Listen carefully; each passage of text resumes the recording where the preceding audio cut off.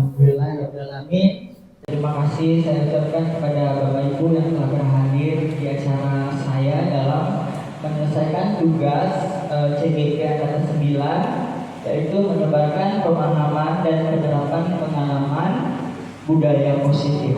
Nah, sebelum kita lanjutkan ke dalam budaya positif, saya ingin bertanya dulu kepada ibu-ibu, ada yang pernah dengar budaya positif?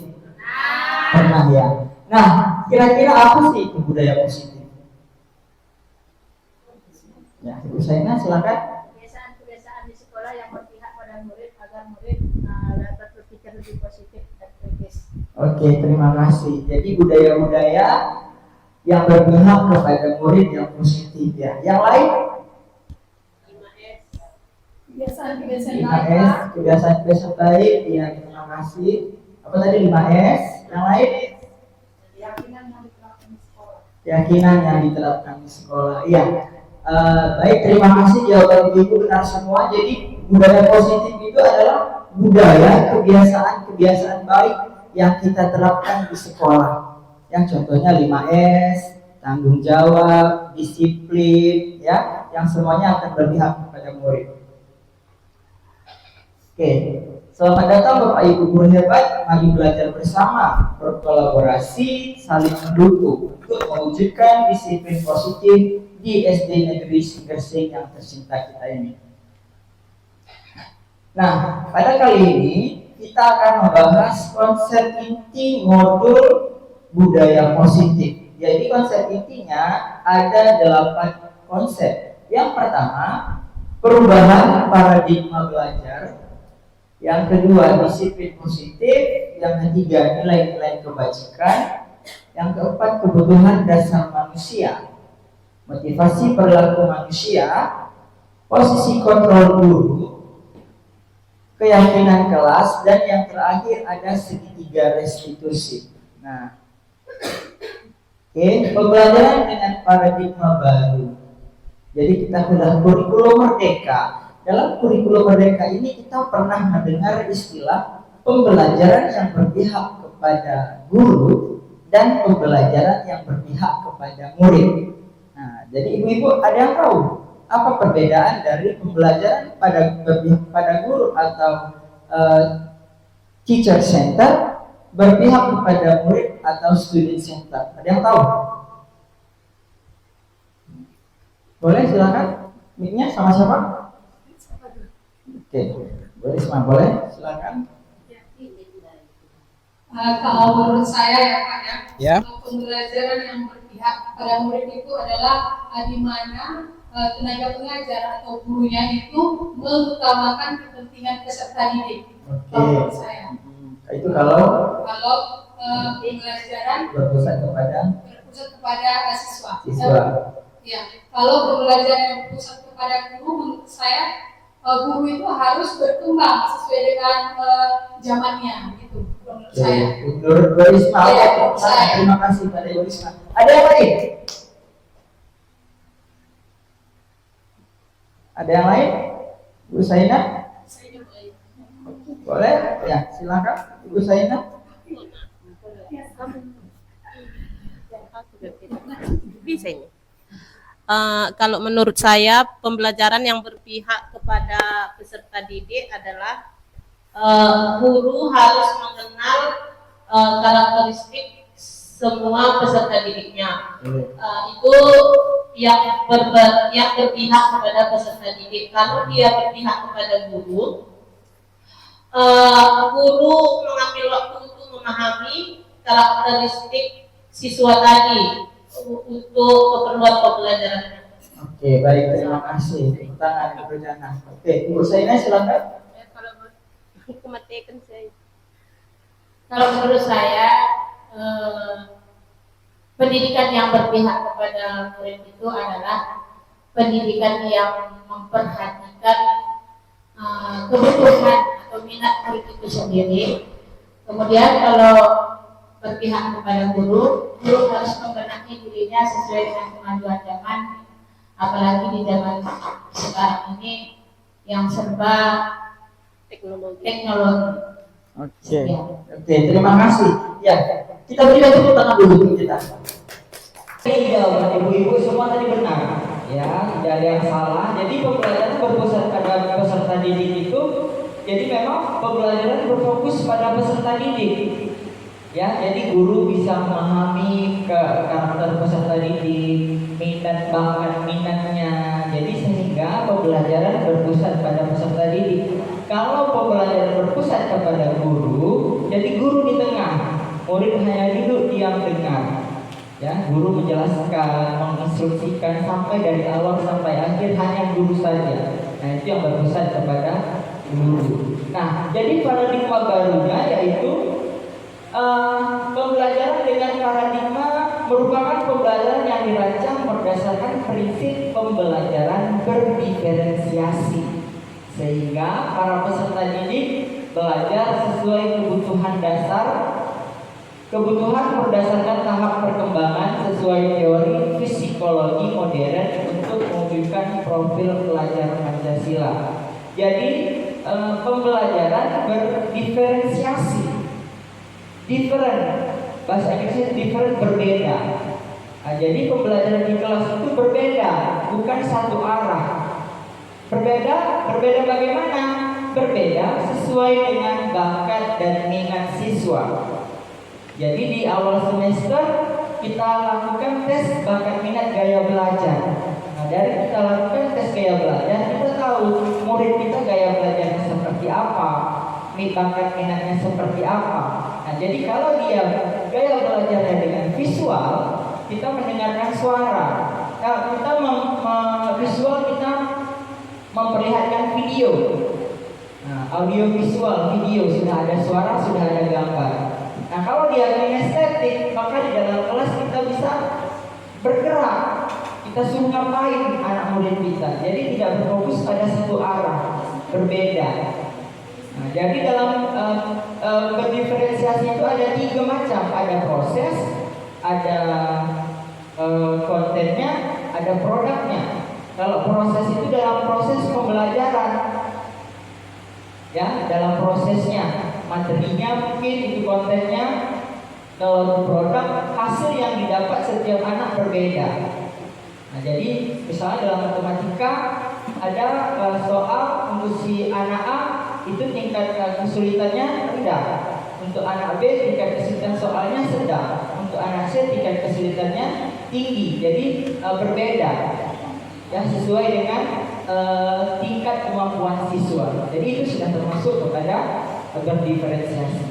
Nah, untuk mewujudkan profil Pancasila, seperti yang kita ketahui bahwa profil pelajar Pancasila ini ada 6 dimensi. Ya, ada 6 dimensi sesuai dengan filosofi Ki Hajar Dewantara. Yang pertama ada beriman, bertakwa kepada Tuhan yang Maha Esa dan berakhlak mulia. Yang kedua ada berkebinekaan global, bergotong royong, kreatif, bernalar kritis, mandiri. Nah, jika beriman dan bertakwa itu kita sudah laksanakan di sekolah kita, 5S, sholat zuhur berjamaah, kalau bisa nanti kita adakan lagi sholat duha berjamaah. Terus berkebinekaan global, ya, berkebinekaan global ini di sekolah kita dari berbagai suku. Nah, jadi kita sudah berbaur bercampur. Bagaimana cara kita untuk mengingatkan anak-anak supaya kita ini Indonesia, tidak ada perbedaan, gitu ya. Nah, bergotong royong, ya. Bergotong royong bisa diskusi dalam diskusi kelompok, bergotong royong dalam kegiatan apa gitu ya. Terus kreatif, jadi kita harapkan anak-anak kita bisa kreatif, sekreatif mungkin dalam unjuk kerja, misalnya dalam latihan soal, kita kasih soal, nanti mereka berkreasi di kertas soal itu. Setelah diselesaikan soal, mereka bisa menggambar di situ. Jadi anak-anak disuruh kreatif. Ya, selanjutnya bernalar kritis atau berpikir kritis. Nah, anak-anak sekarang disuruh berpikir kritis. Ya, nggak hanya diam. Jadi kita kasih satu masalah, anak-anak berpikir bagaimana cara menyelesaikan suatu masalah tersebut. Selanjutnya yang terakhir ada mandiri. Jadi mandiri itu dilakukan sendiri tanpa ada suruhan dari orang lain, sudah dari hati dia, dari intrinsik dia. Ya, misalnya waktu kemarin di kelas 4 semester yang lalu fase B ada P5 berkebun. Jadi anak-anak dengan inisiatif sendiri pagi-pagi datang sekolah nanti siram itu tanaman. Berarti dia sudah menanamkan dimensi mandiri. Nah, selanjutnya kita akan masuki miskonsepsi tentang teori kontrol. Jadi gini, ada permasalahan, ada satu contoh. Misalnya Ibu Risma menggenggam permen. Bu Ayu mau merebut permen dari Bu Risma.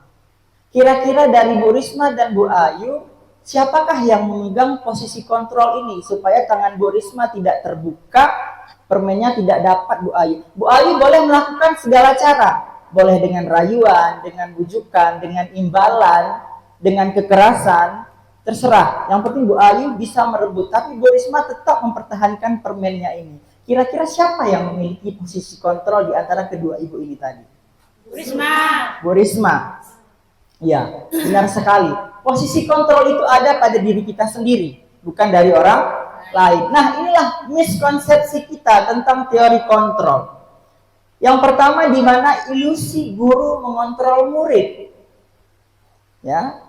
Selanjutnya, ilusi bahwa semua penguatan positif, efektif, dan bermanfaat. Jadi, itu juga ilusi.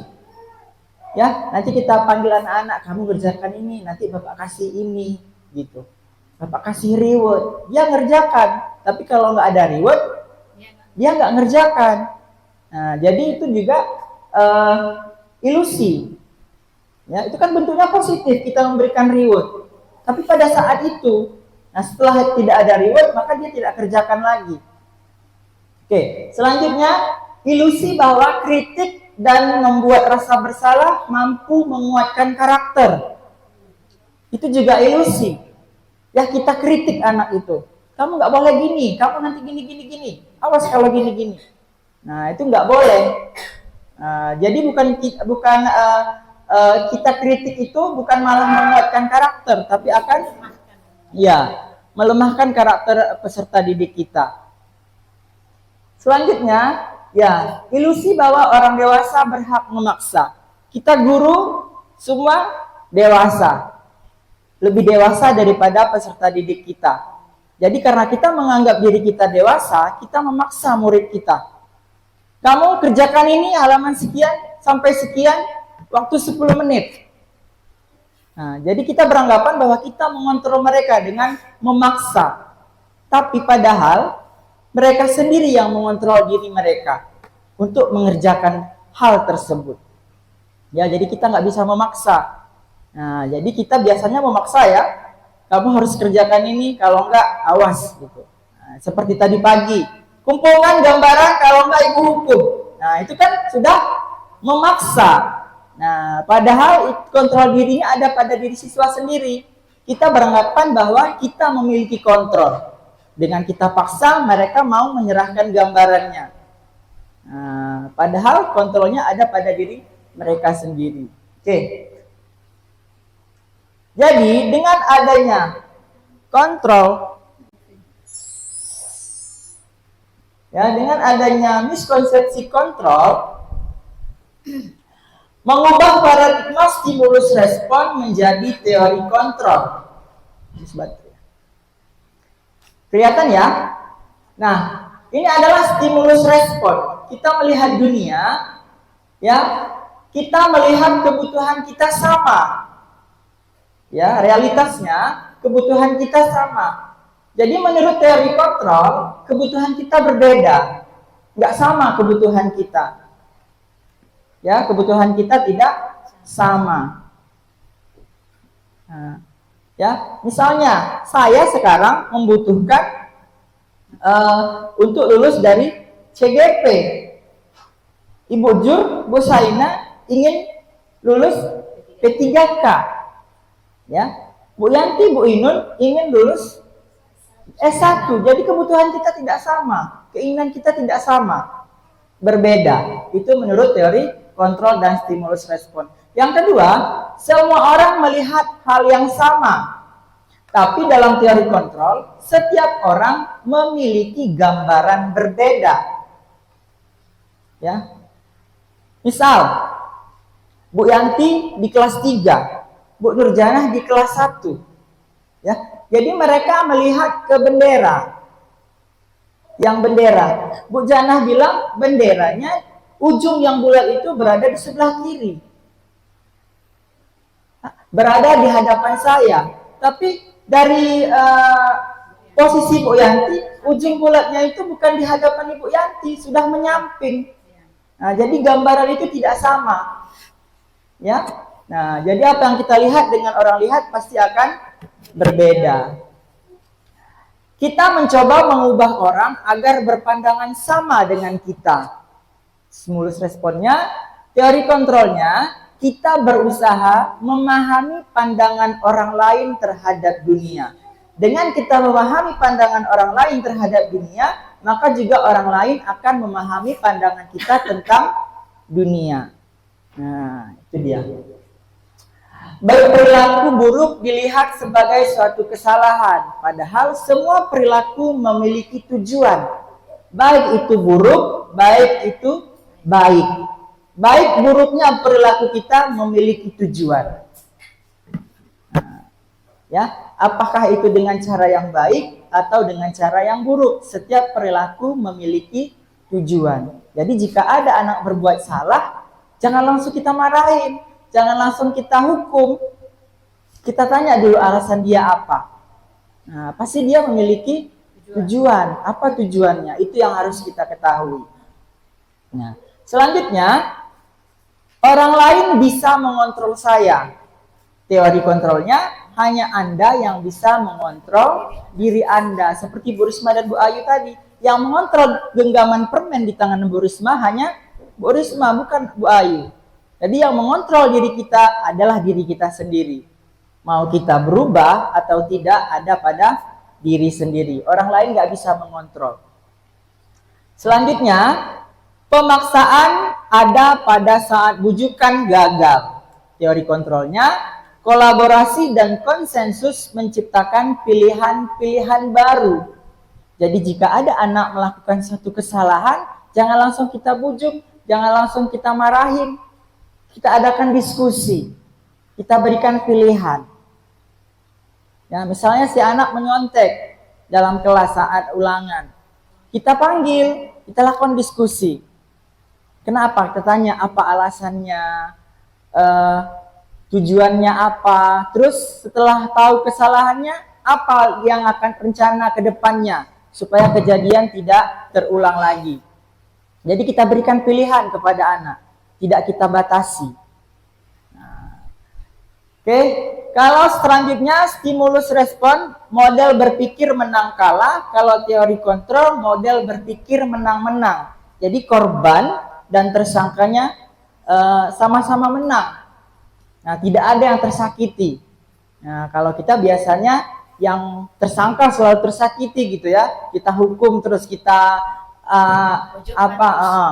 pojokkan terus. Padahal si korban juga harus merasa menang, si tersangka juga harus merasa menang. Jadi si anak itu tidak ada rasa dendam.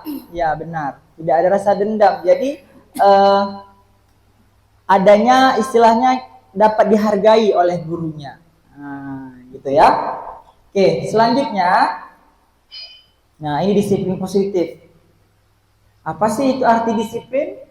Nah, disiplin positif merupakan salah satu cara penerapan disiplin yang bertujuan untuk menumbuhkan kesadaran serta memberdayakan peserta didik untuk melakukan suatu tanpa paksaan, imbalan, penghargaan atau reward, dan ancaman atau hukuman. Ya, itu dia disiplin positif. Tanpa adanya penghargaan, tanpa adanya paksaan, tanpa adanya ancaman atau hukuman. Sebagai pendidik, tujuan kita adalah menciptakan peserta didik yang memiliki disiplin diri sehingga mereka berperilaku mengacu pada nilai-nilai kebajikan universal dan memiliki motivasi intrinsik dalam perubahan perilaku ke arah yang lebih baik.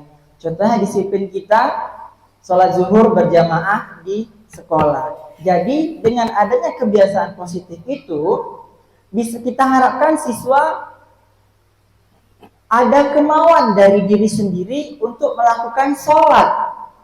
Bukan hanya sholat zuhur, tapi sholat 5 waktu yang lainnya. Jadi tanpa ada paksaan. Ayo sholat, kamu nggak sholat, sholat sana. Nah, itu nggak boleh lagi. Jadi nggak ada paksaan lagi. Jadi dengan adanya pembiasaan budaya positif di sekolah kita harapkan anak-anak mempunyai kesadaran dari diri dia, motivasi intrinsik untuk melakukan kebiasaan positif. Ya.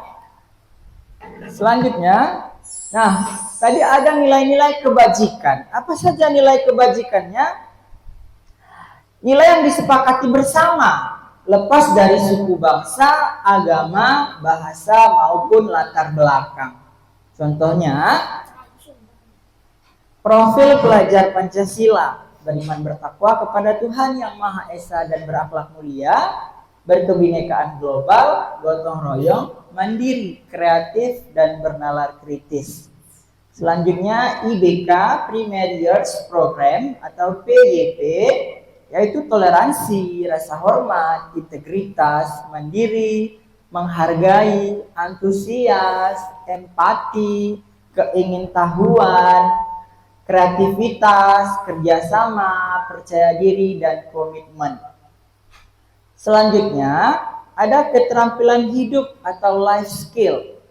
Dapat dipercaya, lurus hati, pendengar yang aktif, tidak merendahkan orang lain, dan memberikan yang terbaik dari diri. Nah, inilah yang nilai-nilai kebajikan inilah yang kita harapkan ada pada diri siswa kita tanpa kita paksa. Bagaimana caranya? Dengan melakukan pembiasaan positif atau disiplin positif. Jadi di kelas, ya inilah percaya diri. Di mana percaya diri? Pada saat anak-anak kita suruh presentasi tampil ke depan, mereka langsung mau tanpa adanya penolakan, tanpa adanya pemaksaan. Kamu maju, nggak boleh. Jadi langsung ada dalam diri dia sendiri. Saya Pak, saya Bu. Nah, berarti nilai percaya diri sudah ada pada diri siswa kita. Nah, kenapa bisa percaya diri? Dengan adanya pembiasaan. Di kelas saya kemarin, si Wanda, itu waktu saya suruh maju ke depan, nggak mau dia. Nangis. Saya tanya, kenapa? Malu Pak, katanya. Saya ajak ke depan, setelah di depan, dia masih malu memang malu, masih nangis. Jadi setelah itu, dia mempresentasikan hasil LK-nya, dan alhamdulillah sampai sekarang, dia sudah berani. Tanpa ada paksaan lagi. Saya tanya, kamu masih malu? Enggak Pak. Ya, jadi enggak saya tunjuk pun dia angkat tangan. Saya Pak, katanya. Nah, itu kenapa? Karena sudah dibiasakan, sudah ada pembiasaan disiplin positif. Kita berikan arahan, kenapa harus malu? Di sini kan teman-teman semua. Ya, teman-teman saja tidak malu, mengapa kita harus malu? Nah, jadi dia sampai sekarang sudah mau maju ke depan. Enggak malu lagi. Mungkin ibu-ibu yang di kelas saya ada, ya. Nah, jadi kita suruh maju ke depan, mereka langsung mau. Berarti mereka sudah percaya diri. Walaupun jawaban LK dia salah, belum tentu benar. Walaupun salah, tetap kita berikan reward, applause. Ya, kita berikan reward, kita applause-kan, kita berikan penguatan. Nah, jangan langsung kita salahkan, ini salah, ini nggak boleh. Nah, tapi kita berikan penguatan, kita berikan applause. Nah, seperti itu ya. Oke. Nah, selanjutnya ada kebutuhan dasar manusia. Tadi seperti yang kita ketahui bahwa teori kontrol, setiap kebutuhan manusia itu berbeda, tidak sama. Apa saja kebutuhan manusia? Nah, kebutuhan dasar manusia adalah segala sesuatu yang kita lakukan untuk mendapatkan apa yang kita inginkan. Ya, seluruh tindakan yang kita lakukan memiliki tujuan tertentu dan semua usaha terbaik yang kita lakukan adalah dalam rangka agar kebutuhan dasar kita terpenuhi dengan baik. Jadi kita melakukan segala hal untuk memenuhi kebutuhan kita. Baik itu dengan tindakan yang positif atau tindakan yang negatif. Kenapa? Setiap perilaku kita tadi memiliki tujuan. Ya, apakah itu tindakannya positif atau tindakannya negatif? Semua memiliki tujuan. Nah, untuk memenuhi kebutuhan dasar ini, kita melakukan usaha terbaik kita. Ya, usahanya bisa positif, bisa negatif. Gitu juga anak-anak. Kita kasih soal, mereka nyontek. Punya tujuan ya? Ada tujuannya. Ada. Untuk apa? Cepat selesai. Ya, agar jawab soalnya itu dijawab dengan cepat, dengan benar, selesai. Tapi cara tindakannya salah. Ada tujuannya. Iya. Gimana itu? Iya, yang dicontek salah, belum tentu benar ya. Nah, tapi yang dicontek sudah percaya diri. Dia menganggap bahwa jawabannya benar, sedangkan yang menyontek tidak percaya diri. Nah, padahal jawaban dia benar, tapi dilihat jawaban kawannya salah, ya diikuti jawaban kawan. Nah, itu dia.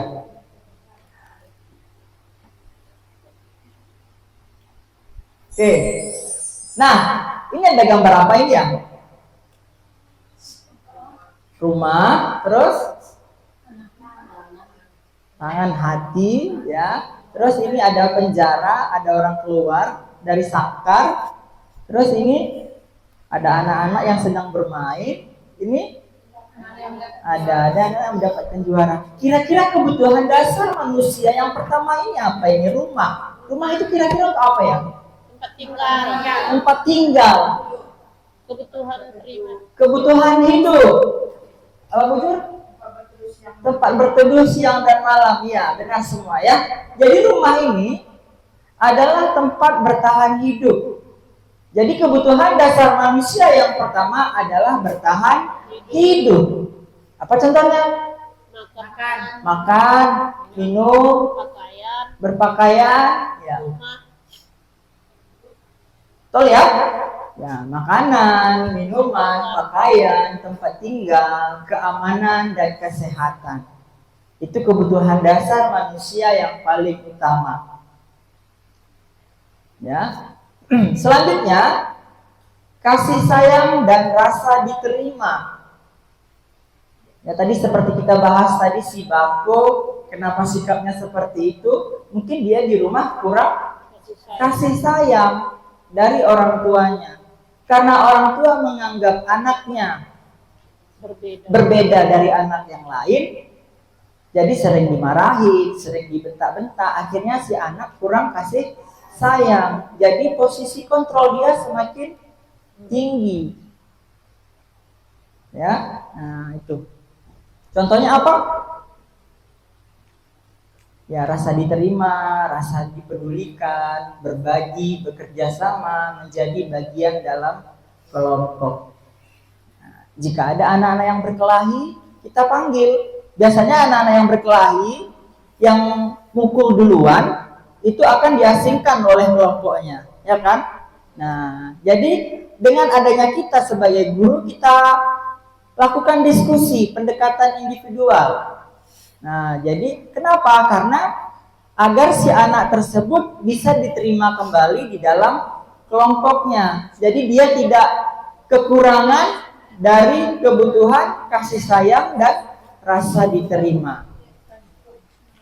Selanjutnya ada penguasaan. Nah, contohnya apa penguasaan? Harga diri, keinginan untuk dianggap, memimpin, berprestasi, diakui, dan didengar. Itu penguasaan, dia berkuasa. Aku sajalah, aku ketua kelas. Ya. Nah, jadi dia ingin lebih dari orang lain, itu berkuasa artinya. Ya. Nah, selanjutnya ada kebebasan. Contohnya, mandiri, memiliki pilihan, mencoba hal baru, mampu mengendalikan arah dirinya. Nah, kalau siswa kita tadi sudah mandiri, berarti dia sudah mendapatkan kebutuhan dasar kebebasan. Jadi jangan kita batasi siswa tersebut. Ya, kalaupun kita memberikan soal, kita hendaknya memberikan kebebasan dalam siswa menjawab pertanyaan yang kita ajukan. Jadi pertanyaan kita itu bukan hanya menuju satu arah. Kita memberikan pertanyaan terbuka. Ya, nah, seperti kawan kemarin, ada anaknya yang di kelas 1 diberikan pertanyaan, fungsi rumah untuk apa katanya. Pilihan jawaban A, berkumpul keluarga, tempat berkumpul keluarga, tempat bertengkar kakak dan adik, tempat berlindung dari hujan. Satu lagi lupa saya. Ini bertengkar. Nah, jadi si anak karena dia sering bertengkar dengan kakaknya, dijawablah nomor B. Tempat bertengkar. Ya, tempat bertengkar antara kakak dan adik. Si guru menyalahkan. Padahal dari pilihan jawabannya tadi, kira-kira benar nggak? Benar kan? Nah, itu menurut pandangan si anak. Karena dia sering melakukan, maka itu dianggap benar. Tetapi oleh gurunya dianggap salah. Nah, seharusnya kita memberikan pertanyaan itu, kita pikir dulu lah, ini ke satu arah atau tidak. Nah, dari soal tadi kita tahu bahwa pertanyaan itu bukan pertanyaan satu arah. Jika dia jawab A, benar. Jawab B juga benar, jawab C juga benar. Nah, jadi jangan kita salahkan. Itu pertanyaan yang tidak satu arah. Nah, kita memberikan pilihan jawaban kepada si anak. Jadi karena pengalaman si anak bertengkar dengan kakak, jadi dipilihlah jawaban B. Tempat bertengkar antara kakak dan adik. Benar. Ya, nah, seperti itu. Terakhir ada kesenangan. Nah, bermain, humor, antusiasme, dan tertawa. Jadi kalau dalam pembelajaran ada anak-anak yang bermain, jangan kita berikan hukuman. Jadi kita bisa berpikir, oh anak ini suka bermain dalam kelas ini. Bagaimana caranya saya menciptakan pembelajaran yang berpihak pada murid? Kita berikan permainan yang sesuai dengan materi yang akan kita ajar. Contoh mainnya apa? Waktu kemarin saya di kelas 4 tahun lalu, saya susun sepatu, nanti anak-anak lompat sesuai dengan arah sepatu. Kalau arah sepatu ke timur, berarti hadapnya ke timur. Kalau arah sepatu ke utara, berarti hadapnya ke utara. Nah, jadi dengan situ dia bisa bermain. Ya, nggak hanya fokus pada pembelajaran, nggak bosan dia. Nah, dengan bermain bisa saja pemahaman tentang materi semakin didapat, semakin paham. Nah, jadi nggak monoton aja.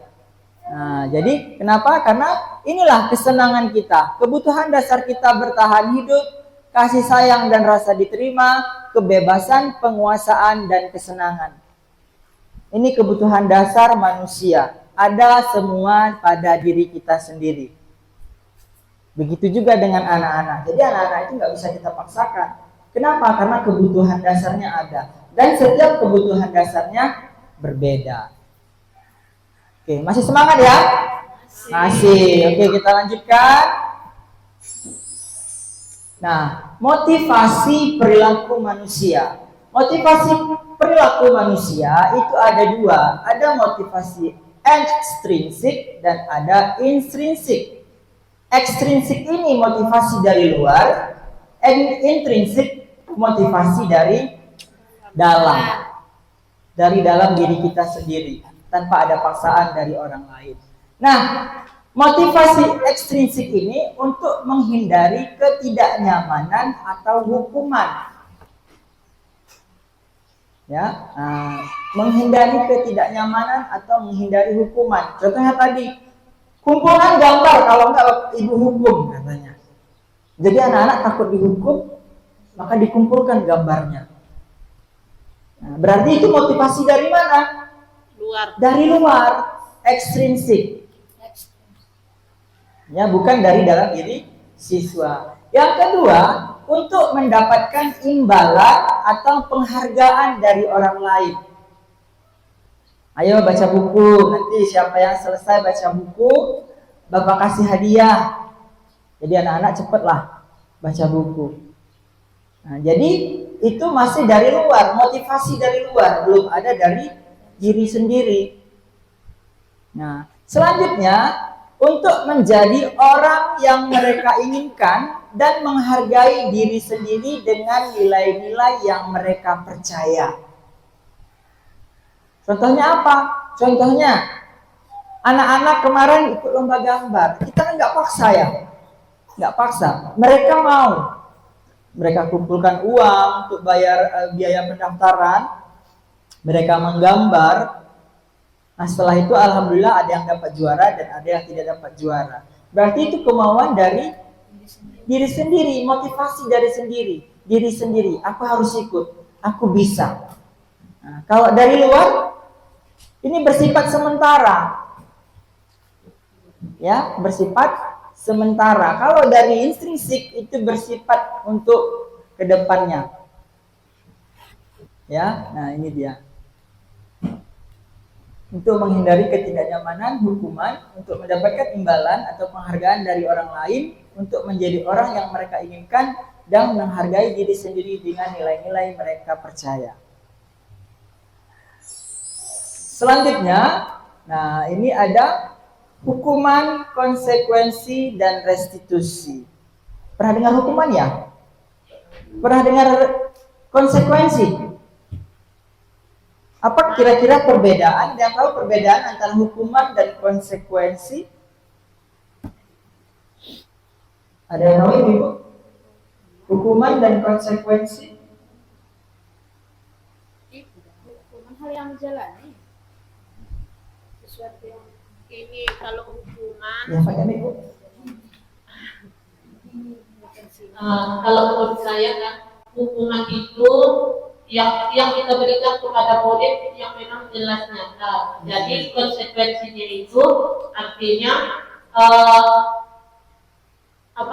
hasil dari perbuatannya, maka ada konsekuensi. Ya, oke. Terima kasih atas jawabannya. saya sudah menceritakan. Jadi hukuman sama-sama Hampir sama. ya, sama ya. Enggak sama sebenarnya. Atas beda. maksudnya sesuatu yang kita lakukan atas dasar sikap yang telah kita lakukan gitu kan? Hukuman dan konsekuensi kan? Nah, ternyata ada bedanya. Hukuman itu yang kita berikan. Konsekuensi Konsekuensinya yang dia terima. Yang dia rasakan itulah konsekuensinya. konsekuensinya. Oke. Nah, yang dia rasakan itulah konsekuensinya. Hukuman kan diterima juga. Hukumannya kan dari kita. Ya, hukuman kan diterima juga.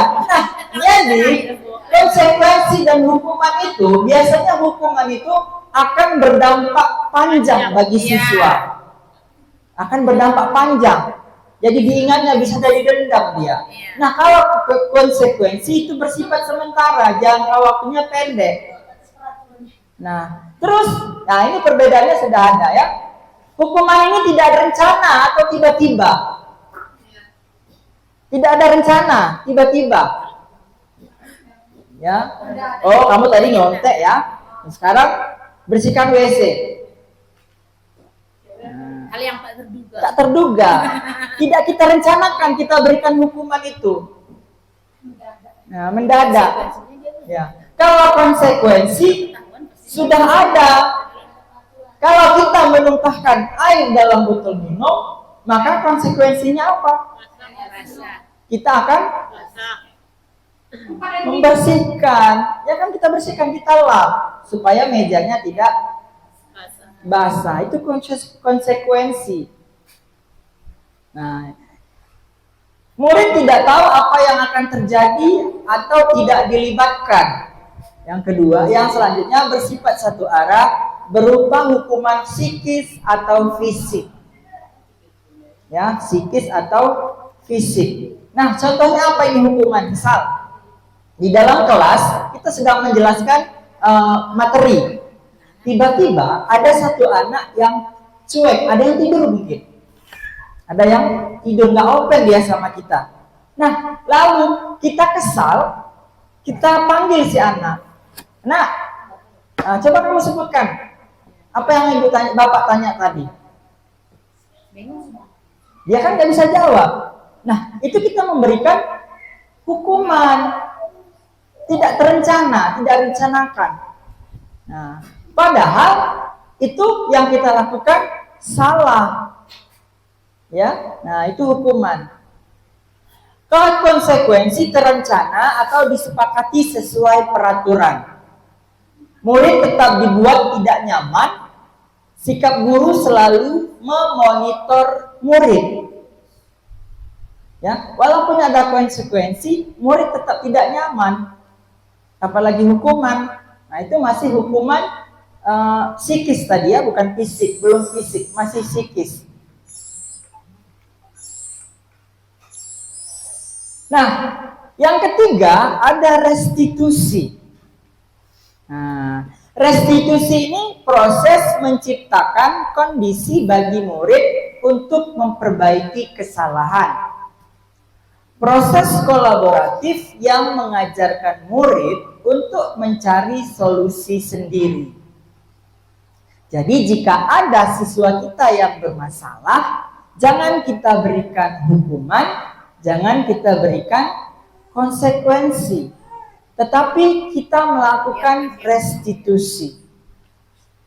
Kita berikan, kita ciptakan murid itu untuk memperbaiki kesalahannya dengan cara kolaboratif, diskusi. Ya, nah untuk mencari solusi sendiri.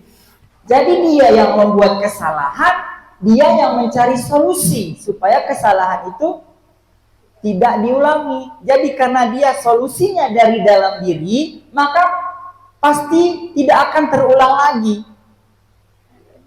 Ya, kenapa? Karena solusinya sudah ada di dalam diri sendiri. Nah, jadi kita harus melakukan restitusi. Selanjutnya, oke, ini sudah ada jawabannya ya. Tindakan guru mencatat 100 kali di dalam buku kalimat. Saya tidak akan terlambat lagi karena terlambat ke sekolah. Jadi ada terlambat, kita panggil sini. Kamu terlambat, tulis 100 kali. Saya tidak akan terlambat. Nah, itu berbentuk hukuman, tidak kita rencanakan. Ya, tidak ada aturan sekolah yang menuliskan mengatakan bahwa terlambat disuruh menulis kalimat, ya. Lari mengelilingi lapangan basket 2 kali karena terlambat hadir di sekolah. Nah, ini juga merupakan hukuman. Murid diminta untuk push up 15 kali karena tidak menggunakan masker ke dalam sekolah. Ya, jadi karena tidak menggunakan masker, murid diminta lari push up 15 kali. Ya, karena tidak menggunakan masker. Nah, ini juga berbentuk hukuman. Ya, berbentuk hukuman. Kenapa? Karena tidak direncanakan, tidak ada di dalam peraturan sekolah, dan berdampak panjang bagi murid. Ya. Terus menggantikan kertas tugas teman yang telah dicoret-coret. Nah, itu termasuk ke dalam konsekuensi. Ya, karena kita sudah mencoret kertas teman, berarti kita harus mengganti. Ya. Selanjutnya, membersihkan tumpahan air di meja tulis karena tersenggol pada saat belajar. Nah, seperti yang saya katakan tadi, konsekuensinya. Ya. Murid disuruh untuk mengenakan sepatu harian di sekolah karena tidak mengenakan sepatu hitam. Itu berupa hukuman karena peraturan sekolah kita menggunakan seragam lengkap. Jadi jika ada anak yang tidak lengkap menggunakan seragam, maka dihukum. Oke. Lari mengelilingi PJOK, lari mengelilingi lapangan basket 2 kali karena terlambat 10 menit untuk pelajaran PJOK. Ini konsekuensi. Kenapa konsekuensi? Kenapa? Karena ini 2 kali mengelilingi lapangan basket 2 kali juga. Karena mungkin sudah ada aturan. Kenapa? Karena di atas hukuman, di bawah konsekuensi. Kenapa berbeda? Padahal sama-sama lari lapangan basket 2 kali. Kenapa? Dah tahu? Kalau yang di atas itu kan ke sekolah. Oke. Secara umum. Kalau itu kan datang ke sekolah terlambat, makanya dia peraturan. Kalau yang lari mengiringi yang nomor 2 PJK itu di pelajaran sudah ditentukan mungkin sama guru bilang studi masing-masing. Oke, terima kasih. Yang lain? Sama, hidup ya. Nah, kenapa yang di bawah ini konsekuensi? Karena pelajaran PJOK disuruh lari bisa saja itu untuk pemanasan sebelum melakukan kegiatan olahraga, makanya disebut dengan konsekuensi. Nah, bukan hukuman. Ya, kita lanjut. Nah, ini tadi lari mengelilingi lapangan basket 2 kali karena terlambat hadir ke sekolah. Jadi hukuman. Berdiri di depan kelas sambil mengangkat kaki 1 karena tidak bisa menjawab pertanyaan. Konsekuensi. Hukuman ya. Hukuman kan mendadak tadi kan tidak direncanakan. Membersihkan WC sekolah karena mematahkan pensil kawan. Hukuman ya, seharusnya mengganti pensil kawannya, baru konsekuensi. Kehilangan 10 menit jam istirahat untuk mengerjakan tugas karena terlambat datang dan tertinggal pelajaran selama 10 menit. Konsekuensi. Nanti kita cek ya. Lari mengelilingi lapangan basket 2 kali karena terlambat 10 menit untuk pelajaran PJOK. Konsekuensi, oke. Pas ya. Hukuman, konsekuensi. Berarti udah paham ya ibu-ibu ya. Alhamdulillah. Oke, tepuk tangan untuk kita semua sekali lagi. Terima kasih. Nah, ini dia. Tadi kita sudah membahas 5 kebutuhan dasar dan stimulus respon kontrol ya. 5 posisi kontrol diri. Yang pertama ada penghukum. Nah, ini yang sering kita lakukan. Yang kedua, membuat merasa bersalah. Yang ketiga, sebagai teman. Yang keempat, sebagai pemantau. Yang terakhir, sebagai manajer. Oke, ini penghukum. Ya, ini penghukum tadi kita udah tahu. Tidak tidak direncanakan. Ya. Nah, yang kedua, membuat merasa bersalah. Alah, kamu jangan gitulah, nanti Bapak dimarahin sama ibu kepala sekolah. Nah, jadi seolah-olah kesalahan kita itu dari anak-anak. Ya, jangan ribut, nanti Bapak dimarahin sama ibu kepala sekolah. Nah, itu sudah membuat rasa bersalah. Teman bagaimana? Tak apa-apa, nyantai aja, tapi jangan ribut ya. Nah, gampang itu, nanti kalau ada guru Bapak bilang. Nah, itu sebagai teman. Pemantau. Jadi kita memantau. Berdasarkan data kita pantau. Kalau dia kesalahan, kita tegur. Ya. Yang selanjutnya ada sebagai manajer. Nah, manajer inilah yang seharusnya yang ada pada kita sebagai posisi kontrol terhadap siswa. Nah, oke. Ini contohnya, contoh penerapan 5 posisi kontrol guru. Ini ada kasus, siswa tidak memakai atribut lengkap saat upacara bendera. Ya, kalau kita suruh pulang ya, suruh ambil jemput gitu ya, udah dihukum berarti. Oke. Hormat pada bendera selama 1 jam itu dikatakan sebagai penghukum karena tidak direncana. Kalau kamu terlambat ya, sini kamu berdiri di depan tiang bendera, hormat bendera. Selanjutnya, berapa kali ibu bapak harus memberitahu kamu selalu saja mengecewakan ibu bapak. Nah, itu sebagai pembuat rasa bersalah. Seperti tadi, jangan ributlah, nanti bapak dimarahi. Kamu kenapa malas sekali belajar? Nanti kalau kepala sekolah tahu, bapak dimarahi. Nah, itu Karena posisi kita sebagai pembuat merasa bersalah, jadi murid itu berada di posisi yang gagal, rendah diri dia. Oh, berarti gara-gara saya, ibu itu nanti dimarahin. Nah, ya. Selanjutnya,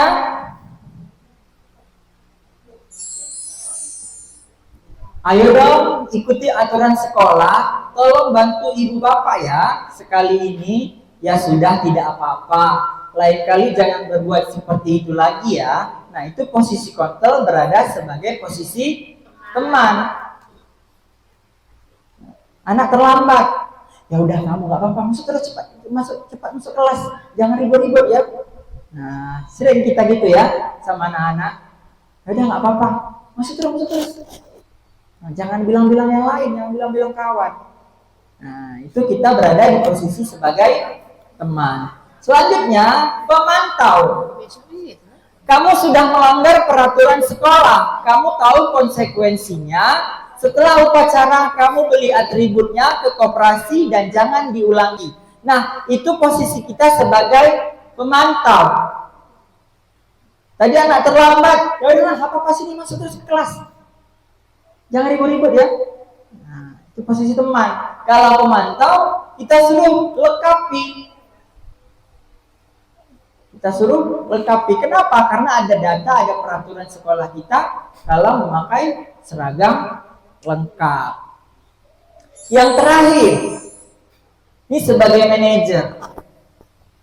Jadi anak-anak datang terlambat, kita adakan percakapan. Nah, kamu tahu nggak kesalahan kamu apa? Apa kesalahan kamu? Apa alasan kamu? Kenapa kamu terlambat? Jadi kita tanya dulu. Tanya jangan marah-marah. Kita emosi ya. Kamu kenapa terlambat? Nah, nggak boleh kita tanya dulu. Ya, semangat kita marahi kalau anak terlambat ya. Nah, jadi nggak boleh. Kita panggil dulu, nak. Kamu tahu apa kesalahan kamu? Tahu, Pak. Kenapa? Karena terlambat. Apa alasannya terlambat, nak? Telat bangun, Pak. Kenapa telat bangun? Nah, untuk kedepannya bagaimana supaya tidak terulang kembali? Inilah posisi manajer. Ya, sebagai posisi manajer. Nah, dari situ kita lakukan tadi pilihan kepada anak untuk menyelesaikan permasalahan yang dilakukannya. Apa yang akan kamu lakukan ke depan supaya kejadian yang sama tidak terulang kembali. Jadi anak-anak mikir dia. Apa ya, Pak? Nah, saya terlambat karena kenapa terlambat? Telat bangun. Kenapa telat bangun? Karena nonton televisi sampai malam, tidak belajar, tidak ada yang bangunkan. Jadi, apa yang akan kamu lakukan ke depan untuk tidak terlambat lagi? Anak-anak bisa berpikir, menjawab, saya nggak nonton lagi Pak sampai tengah malam, sampai larut malam, tidur lebih awal, belajar bangun pagi, nah, supaya tidak terlambat. Ya, oke. Nah, bagaimana kita melakukan sebagai manajer?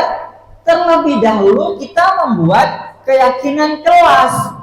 Mengapa keyakinan kelas? Mengapa bukan peraturan kelas? Apa perbedaan keyakinan kelas dan peraturan kelas? Ada yang tahu, Ibu-ibu? Kenapa keyakinan? Kenapa bukan peraturan?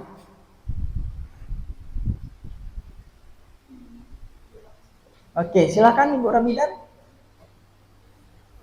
Sedikit karena kalau boleh jujur saya baru mendengar juga tentang keyakinan kelas ini. Tapi kalau menurut saya keyakinan kelas ini yang kita susun berdasarkan keyakinan anak-anak itu atau anak-anak ini menganggap apa yang mereka buat sebagai keyakinan kelas itu memang yakin orang itu dapat menjalankan. Sementara kalau peraturan kelas itu yang kita buat bersama-sama yang sesuai dengan yang kita inginkan. Tapi kalau keyakinan memang mereka menganggap dirinya mampu melaksanakan seperti itu. Tapi kalau peraturan mereka akan mampu melaksanakan. Itu menurut saya. Oke, terima kasih. Tepuk tangan dulu untuk kita semua. Ada yang lain? Bu Ayu? Enggak. Sebelah sini. Tapi pernah dengar ya peraturan kelas, peraturan dan keyakinan ya. Oke. Jawaban ibu tadi benar bahwa keyakinan itu adalah nilai-nilai yang diyakini oleh peserta didik. Ya, dengan meyakini nilai-nilai tersebut, maka dia tidak akan melanggar keyakinan ini, tidak akan buat masalah. Nah, kalau peraturan ini nilai-nilai yang kita anggap baik, tapi belum tentu baik pada peserta didik. Peraturan ini nilai yang guru yakini, bukan siswa yakini. Paham ya? Nah, paham ya? Oke, misalnya peraturannya peraturan kalau terlambat sekolah akan diapa gitu. Nah, itu peraturan kita, tidak boleh terlambat. Tidak boleh terlambat, itu peraturan kita. Nah, kalau keyakinan kelas ini nilai-nilai yang dimunculkan oleh anak didik kita sepakati satu kelas itu. Nilai-nilai yang dari dalam diri siswa dan disepakati oleh seluruh kelas. Itulah keyakinan kelas. Nah, keyakinan kelas itu bersifat abstrak daripada peraturan yang lebih rinci dan konkret. Keyakinan kelas berupa pernyataan-pernyataan yang universal, nilai-nilai kebajikan universal tadi, nilai positif ya. Pernyataan keyakinan kelas senantiasa dibuat dalam bentuk positif. Kalau tadi kita buat tidak boleh datang terlambat. Kalau kata-kata yang positifnya gimana? Datang tepat waktu. Jadi kita hilangkan kata jangan, kita hilangkan kata tidak. Jadi kita ubah menjadi kalimat yang positif. Nah, keyakinan kelas hendaknya tidak terlalu banyak sehingga mudah diingat dan dipahami oleh siswa. Jadi nggak usah banyak-banyak. Di kelas 1 mungkin bisa 3 atau 5. Di kelas saya kemarin ada 6. Yang nggak usah banyak. Nah, keyakinan kelas ini setiap kita memulai pembelajaran, kita tanyakan lagi sama siswa kita. Nah, sebelum mulai pembelajaran, gimana nih keyakinan kelas kita? Setuju semua? Apa saja keyakinan kelas kita atau mau ditambah lagi? Nah, kita ingatkan kembali supaya tidak ada terjadi permasalahan ke depannya. Oh iya ya, tadi ada keyakinan kelas tidak boleh nyontek. Nah, disiplin. Nah, maka karena dia ada nilai-nilai yang diyakini, maka dia tidak akan menyontek. Jadi setiap pertemuan kita ingatkan kepada anak-anak. Selanjutnya, semua warga kelas sebaiknya ikut berkontribusi dalam membuat kegiatan kelas lewat curah pendapat. Jadi semua warga kelas, kalau siswa saya ada 22, berarti 22-nya harus ikut berdiskusi. Ya. Kita tanya nanti, kamu itu mau kelasnya yang bagaimana? Pada saat belajar kamu itu inginnya bagaimana? Kamu itu punya kawan, pengennya yang gimana? Bagaimana sikap kawan kamu terhadap kamu? Nah, itu dari pertanyaan pemantik itu saja sudah menimbulkan berbagai jawaban nanti. Nah, kalau ada jawabannya yang sama, atau artinya sama, satu arah, maka bisa dijadikan satu keyakinan kelas. Misal, pada saat kamu meminjam buku, kamu harus mengembalikan kepada tempatnya. Pada saat kamu pergi masuk kelas, kamu harus meletakkan sepatu pada tempatnya. Kamu harus memasukkan sampah kepada tong sampah. Itu kan sama intinya ya. Nah, jadi keyakinan kelas yang ingin kita tampilkan di situ apa kira-kira? Bertanggung jawab. Ya, bertanggung jawab. Nah, jadi enggak panjang-panjang katanya. Bertanggung jawab saja, udah. Bertanggung jawab dalam berbagai hal. Menyelesaikan latihan diberikan tepat dengan waktunya, berarti sudah bertanggung jawab. Oke. Bersedia meninjau kembali keyakinan kelas dari waktu ke waktu. Ini seperti yang saya sebutkan tadi, setiap pertemuan kita ingatkan kembali keyakinan kelas kita kepada anak-anak. Ada yang mau ditambahkan, ada yang mau dikurangi, atau sudah pas, Sudah baik, kita lanjutkan. Nah, ini ada contohnya peraturan, selalu kembalikan buku ke tempatnya. Kalau keyakinan, ini tanggung jawab. Dilarang mengganggu orang lain. Nah, jadi kita harus menghormati orang lain dan diri sendiri, saling menghormati. Inilah nilai yang kita yakini. Hadir di sekolah 15 menit sebelum pelajaran dimulai. Keyakinan kelasnya, menghormati orang lain, komitmen pada tujuan. Artinya berkomitmen. Kenapa di sini juga menghormati orang lain? Karena kita tidak mau membuang waktu orang lain menunggu kita. Nah, oke. Dilarang melakukan kekerasan, ini peraturannya, keyakinannya, keselamatan, menghormati orang lain. Ya, contoh, kita mau berkendaraan menggunakan helm. Keyakinan apa yang ada pada diri kita sehingga kita memakai helm? Ada yang tahu? Untuk apa? Untuk keselamatan. Ada lagi untuk apa? Selain keselamatan? Terhindar dari panas. Terhindar dari panas. Apalagi? Untuk kesehatan juga itu. Oke, terima kasih. Takut kena razia. Takut kena razia, menghindari razia polisi ya. Nah, dari kedua yang ibu-ibu sebutkan tadi, untuk keselamatan dan untuk menghindari razia polisi, yang manakah motivasi ekstrinsik dan motivasi intrinsiknya? Yang saudara sendiri. Kalau razia takut razia tadi saudara sendiri. Razia? Memang kalau razia ekstrinsik. Kalau razia ekstrinsik, kalau keselamatan intrinsik. Ya, benar sekali. Ya, plus untuk kita semua. Ya, jadi kalau menghindari razia polisi itu masih motivasi dari luar, mencari aman, ya kan? Nah, tadi mencari aman motivasinya. Kalau untuk keselamatan berarti motivasi dari dalam diri kita sendiri. Kita ingin selamat berkendaraan, selamat sampai tujuan. Oke. Nah, pembentukan keyakinan kelas yang pertama bersifat abstrak, berupa pernyataan universal, dibuat dalam pernyataan positif, sedikit saja agar mudah diingat, sesuai dengan kondisi kelas dan sekolah sehingga mudah diterapkan. Semua warga sekolah atau warga kelas dilibatkan saat membuat keyakinan kelas. Ini ada sticky note-nya apa?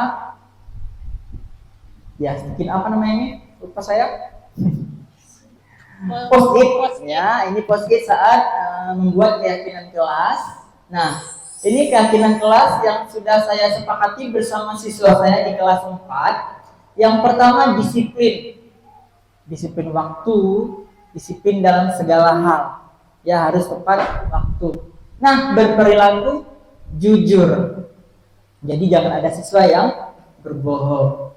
Ya. Yang ketiga, bersikap tenang. Artinya saat pembelajaran tidak berisik, tidak ribut, tidak jalan sana, jalan sini, ribut-ribut.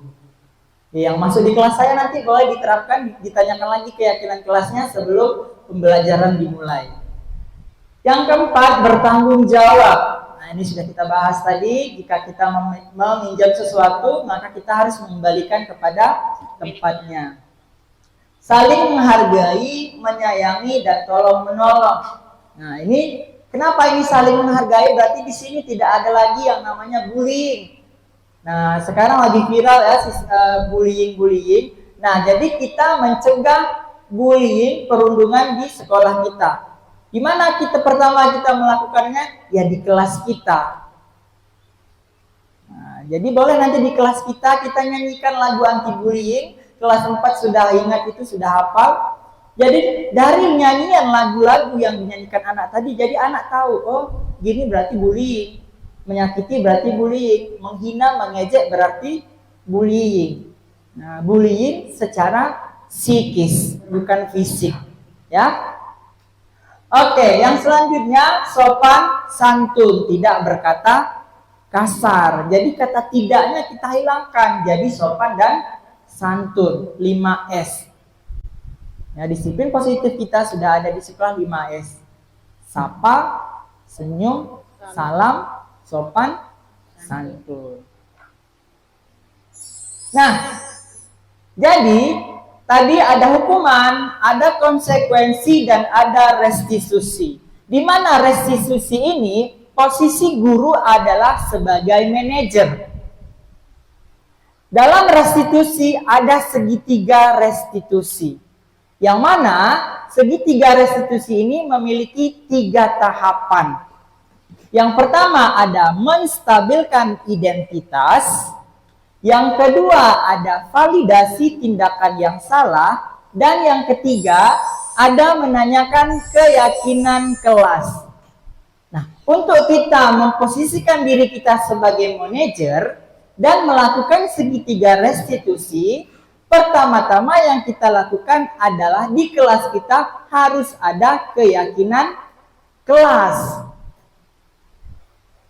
Nah, jadi mulai besok, ibu-ibu di kelasnya yang wali kelas boleh membuat keyakinan kelas dengan seluruh warga kelas. Jadi kalau ada anak yang bermasalah, nanti kita lakukan segitiga restitusi ini dan terakhirnya kita tanyakan keyakinan kelas apa yang sudah dilanggar. Jadi kalau kita nggak ada keyakinan kelas, jadi kita siswa pun nggak tahu keyakinan apa yang dilanggar, nilai-nilai intrinsik apa yang dilanggar. Nah, jadi segitiga restitusi ini adalah suatu proses dialog yang dijalankan oleh guru agar dapat menghasilkan murid yang mandiri dan bertanggung jawab. Jadi, jika dia melakukan suatu kesalahan, dia bukan merasa orang yang gagal, bukan merasa orang yang diintimidasi oleh gurunya. Oh, kamu salah, kamu nggak boleh. Bukan menjadi orang yang dihukum. Nah, tetapi akan menghasilkan murid yang mandiri dan bertanggung jawab. Mandiri, bertanggung jawab.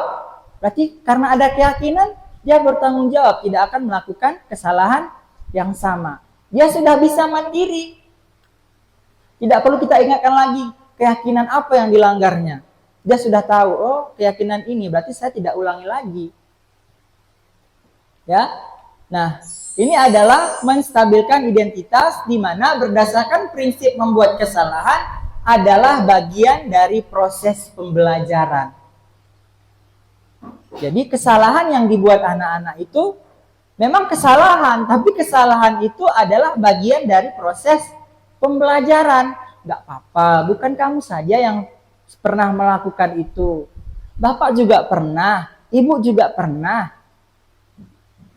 Jadi itu menstabilkan identitas. Ya. Nah, berbuat salah itu wajar, gak apa-apa. Bukan kamu saja kok yang berbuat seperti itu, yang melakukan kesalahan itu. Ya, tidak ada manusia yang sempurna. Bapak ibu juga pernah melakukan itu. Ibu bapak tidak mau mencari siapa yang salah, tapi ibu bapak ingin mencari solusi dari permasalahan ini. Selanjutnya, kamu berhak merasa begitu. Nah, itu adalah beberapa contoh kalimat untuk menstabilkan identitas. Nah, jadi kita nggak memojokkan dia, kita stabilkan identitasnya. Bahwa berbuat kesalahan itu wajar. Ya. Oke, selanjutnya validasi tindakan yang salah. Berdasarkan prinsip setiap perilaku berupaya memenuhi kebutuhan tertentu. Ya, setiap perilaku berupaya memenuhi suatu kebutuhan tertentu. Jadi setiap perilaku yang kita lakukan tadi untuk memenuhi kebutuhan, kesalahan yang kita lakukan baik itu positif atau negatif itu memiliki tujuan. Nah, kamu pasti punya alasan kenapa kamu melakukan hal itu. Itu validasi tindakan yang salah. Kenapa kamu terlambat? Kamu punya alasan kan? Nah, padahal kamu bisa melakukan hal yang lebih buruk dari ini ya. Itu validasi tindakan yang salah. Kamu patut bangga karena telah melindungi sesuatu yang penting buat kamu. Itu juga validasi tindakan yang salah. Kamu melakukannya karena mempertahankan sesuatu yang penting bagi kamu. Oke, selanjutnya ada menanyakan keyakinan kelas. Berdasarkan prinsip teori kontrol bahwa pada dasarnya kita termotivasi secara intrinsik. Nah, jadi keyakinan kelas ini adalah motivasi intrinsik dari dalam diri kita. Nah, jadi kita tanyakan tadi, gak apa-apa, kesalahan itu wajar. Bapak juga pernah berbuat kesalahan seperti itu. Apa alasan kamu? Nah, kamu kan sudah berbuat kesalahan. Keyakinan kelas apa yang telah kamu langgar? Nah, berarti itu kita sudah termasuk menanyakan keyakinan kelas, keyakinan pada diri siswa kita. Apa keyakinan kelas kita? Nilai-nilai apa yang telah disepakati bersama? Seperti apa gambaran sebuah kelas yang ideal menurut kamu? Kamu ingin menjadi orang seperti apa? Jadi kesalahan apa yang telah kamu, keyakinan kelas apa yang telah kamu langgar? Keyakinan kelas disiplin misalnya. Agar kejadian tidak terulang lagi, kamu tidak melakukan kesalahan yang sama, tidak melanggar keyakinan kelas. Apa solusinya? Apa yang akan kamu lakukan ke depan? Jadi anak-anak akan berpikir, dia buat kesalahan, dia cari solusi. Oke. Nah, ini adalah contoh penerapan segitiga restitusi yang saya buat di kelas. Ini kasusnya, si anak terlambat datang ke sekolah saat jam pelajaran olahraga. Jadi saya lakukan segitiga restitusi. Assalamualaikum Pak. Waalaikumsalam Pak. Ya, saya dulu. Apa kabar hari ini? Baik Pak. Sudah baik, sudah sarapan juga ya. Tahu nggak kalau pengambil di sini? Tahu Pak. Karena saya berangkat datang ke sekolah adalah sekolah itu pasti punya alasan ya. Jadi alasannya karena tadi Maria saya berhenti, jadi saya hidup taruh malam. Jadi kalau posisi ya malah jadi nggak kalah di sekolah ya. Terus pasti selanjutnya lewatnya lagi jadi bukan satu-satunya ya terlambat hari ini ya. Jadi untuk kedepannya tidak boleh lagi jangan terlambat. Nah, tahu ya kira-kira sudah melanggar kesepakatan kelas kita. dalam video. Ya, terus kesepakatan kelas apa yang mengatakan iya waktu, jadi Ella tahu kalau Ella sudah melanggar kesepakatan kelas tepat waktu. Nah, jika kita tidak tepat waktu, maka kita akan terlambat segala hal ya. Untuk kedepannya apakah Ella bisa tidak terlambat? Insya Allah bisa ya. Jadi kita berharap Ella juga tidak terlalu malam ya. Sekolah itu harus tidur awal supaya sekolah tidak ya. Untuk kedepannya apa yang tidak tidur kira dengan waktu kita datang ke sekolah jadi karena kesepakatan kelas kita tepat waktu dan Ewa sudah mau terlibat sudah sedikit kesepakatan kelas Ella selalu ya. Oke, terima kasih hari ini Ella boleh balik ke kelas ya. Nah, itu adalah salah satu contoh penerapan segitiga restitusi. Jadi menanyakan menstabilkan identitas. Jadi saya katakan bahwa bukan Ella saja yang melakukan kesalahan terlambat datang ke sekolah. Terus validasi tindakan yang salah. Apa alasan Ella? datang terlambat. Si Ella menjawab karena tidur larut malam. Terus saya menanyakan keyakinan kelas. Keyakinan kelas yang dilanggar adalah tepat waktu, disiplin. Nah, setelah ketiga-tiga ini kita laksanakan, barulah kita carikan solusinya. Kira-kira ke depannya apa yang akan dilakukan si Ella untuk tidak datang terlambat, untuk disiplin. Jadi si Ella menjawab, tidur lebih awal. Nah, tidak tidur larut malam. Nah, jadi dengan adanya segitiga restitusi ini, siswa tahu, siswa paham apa kesalahan dia dan apa tanggung jawab dia, apa solusinya dari masalah yang telah dilakukan. Oke, nah kesimpulan hari ini adalah dalam penerapan program disiplin positif, hendaknya guru memiliki standar kepribadian profesional dan sosial yang baik, di mana guru mampu merefleksi dirinya dalam posisi kontrol saat ini, bagaimana perjalanan dirinya sebagai among atau manajer yang menuntut murid-muridnya menjadi insan yang mandiri, merdeka, dan bertanggung jawab standar nasional pendidikan. Oke, semoga bermanfaat. Terima kasih. Ya, jadi sampai di sini pemaparan saya tentang pemahaman disiplin positif.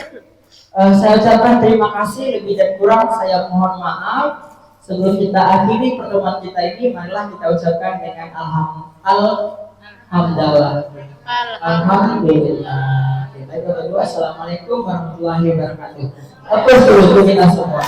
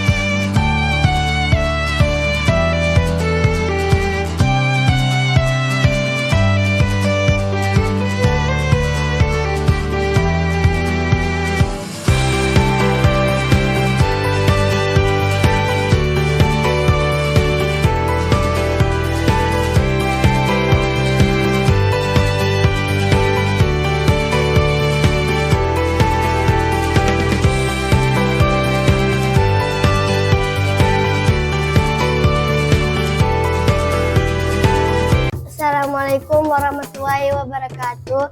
Perkenalkan, nama saya Siti Solihati. Saya siswa kelas 4 SD Negeri Singgersing. Assalamualaikum warahmatullahi wabarakatuh. Perkenalkan, nama saya Relida Dian Safira Pinin. Saya siswa kelas 4 SD Negeri Singgersing. Assalamualaikum warahmatullahi wabarakatuh. Perkenalkan, nama saya Idris Barokah, siswa kelas 4 SD Negeri Singgersing. Assalamualaikum warahmatullahi wabarakatuh. Perkenalkan, nama saya Putri Marisa Salama, siswa kelas 4 SD Negeri Singgersing. Assalamualaikum warahmatullahi wabarakatuh. Perkenalkan, nama saya Adi Syabol, siswa kelas 4 SD Negeri Singgersing.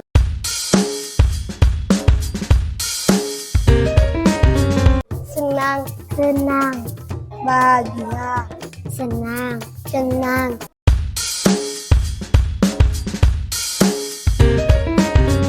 Penting, sangat penting.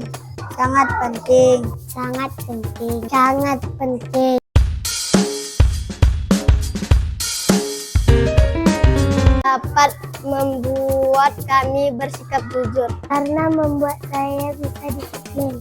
Karena membuat saya semakin bertanggung jawab. Karena bisa membuat saya tenang dan bertanggung jawab. Kami dapat saling menghargai.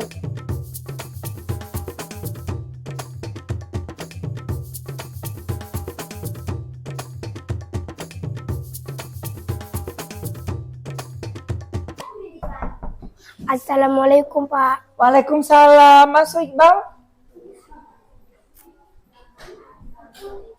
Oke, silakan duduk ya. Nah, tarik lagi kursinya kemari. Oke. Apa kabar Iqbal hari ini? Baik, Pak. Alhamdulillah baik ya.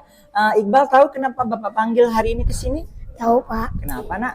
Karena saya mencontek, Pak. Karena Iqbal menyontek pada saat mengerjakan tugas tadi ya, menyontek dengan teman. Oke.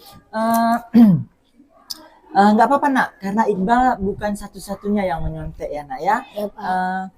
Terus Iqbal pasti punya alasan kenapa Iqbal menyontek. Apa alasan Iqbal, Nak? Karena saya menonton televisi terlalu malam dan saya tidak belajar, Pak. Iya, jadi Iqbal alasannya karena Iqbal tidak belajar, karena Iqbal menonton televisi sampai larut malam ya, Nak ya. Nah, jadi Iqbal tidak yakin dengan apa dengan jawaban Iqbal sendiri ya, Nak ya. Kayak gitu. Oke. Kenapa Iqbal tidak yakin, Nak? Karena saya tidak belajar di rumah, Pak. Karena tidak belajar di rumah. Kenapa tidak belajar? Karena saya menonton televisi dengan larut malam. Iya, jadi Iqbal tidak belajar karena menonton televisi sampai larut malam ya. Jadi karena Iqbal telah menyontek, berarti Iqbal tahu kalau Iqbal telah melanggar kesepakatan kelas yang telah kita buat, Nak. Tahu, Pak. Tahu. Kesepakatan kelas apa itu? Berperilaku jujur, Pak. Iya, jadi Iqbal telah melanggar kesepakatan kelas berperilaku Jujur. jujur. Nah, jadi untuk kedepannya apa yang akan Iqbal lakukan untuk tidak terjadi lagi, Nak? Tidak menonton televisi terlalu malam. Oke, apalagi? Belajar di rumah. Apalagi? Percaya diri. Iya, jadi Iqbal untuk kedepannya belajar lebih giat lagi, tidak menonton televisi larut malam, dan Iqbal harus percaya diri ya, Nak ya. Nah, Iqbal telah menyontek dan telah melanggar kesepakatan kelas ya, berarti Iqbal harus kedepannya lebih percaya diri, rajin belajar, dan tidak menonton televisi larut malam ya, Nak ya. Oke, Nak, karena menyontek itu adalah salah satu sikap yang tidak terpuji. Iya, yang tidak terpuji, sikap yang tidak terpuji dan sikap tidak baik ya, Nak ya. Ya, Pak. Terima kasih waktunya untuk hari ini. Iqbal silahkan kembali ke kelas ya, Nak ya. Ya, Pak. Assalamualaikum warahmatullahi wabarakatuh. Perkenalkan, nama saya Iqbal Alfarisi Barat, siswa kelas 4 SD SD Negeri Singersing. Saya senang dengan Pak Dika karena telah memberikan motivasi agar lebih baik untuk kedepannya dan tidak menyontek lagi. Saya akan berusaha berperilaku jujur dan saya bertanggung jawab. Terima kasih Pak Dika. Assalamualaikum warahmatullahi wabarakatuh.